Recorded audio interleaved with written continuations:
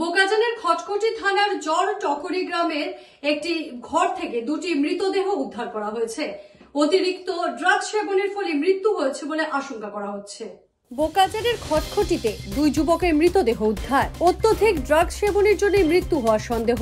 বোকাজানের খটখটি থানার অন্তর্গত জর টাকবি গ্রামে একই ঘরের ভিতরে দুটো মৃতদেহ উদ্ধার হয়েছে। মহালয়ের আনন্দের মাঝেই এই ঘটনা সমগ্র অঞ্চল জুড়ে চাঞ্চল্যের সৃষ্টি করেছে। মৃতদেহ দুটি ক্রমে জর টাকবি গ্রামের 25 বছরের মনোজ ছেত্রী এবং নথম গ্রামের 21 বছরের ইসাক পূর্তি বলে শনাক্ত করা হয়েছে।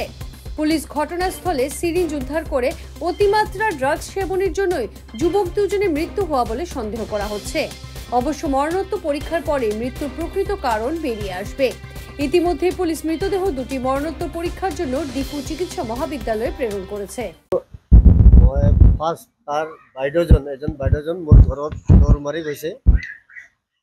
মাৰি গৈছে যে দাদা এনেকা হৈছে, এইটো অৱস্থাত আছে, মোৰ ভাইটিও কি হৈছে মই বুজিব পৰা নাই বুলি কৈছে। আৰু তাৰ বাবাও নাই, মাও নাই। ল'ৰাটো তাৰ বাইদেউ এজন থাকি আছিলে, বাইদেউৰ ঘৰটো ভাড়াত গৈছে। তো ল'ৰা সি অকলে থাকি আছিলে।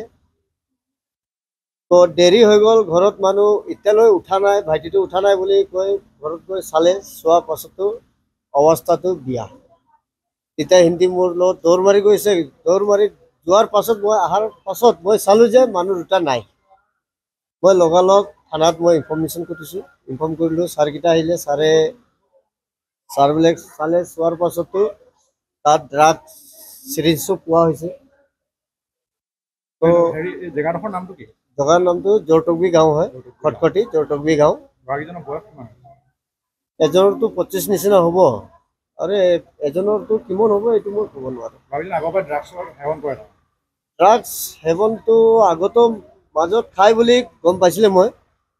তাৰ পাছতো মোৰ নিজৰ মামাৰ ল'ৰা হয় এজনটো, মনোজ ছেত্ৰী।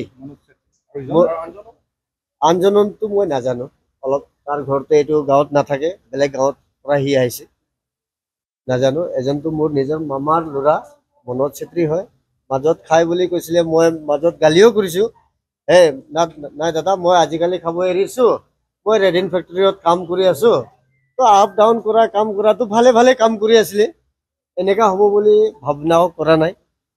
তো ফটক কৰি ঘটনাটো এনেকা হৈ গ'ল। এইটো কাৰণে আমাৰ বিলাকো বিৰাট দুখত আছোঁ।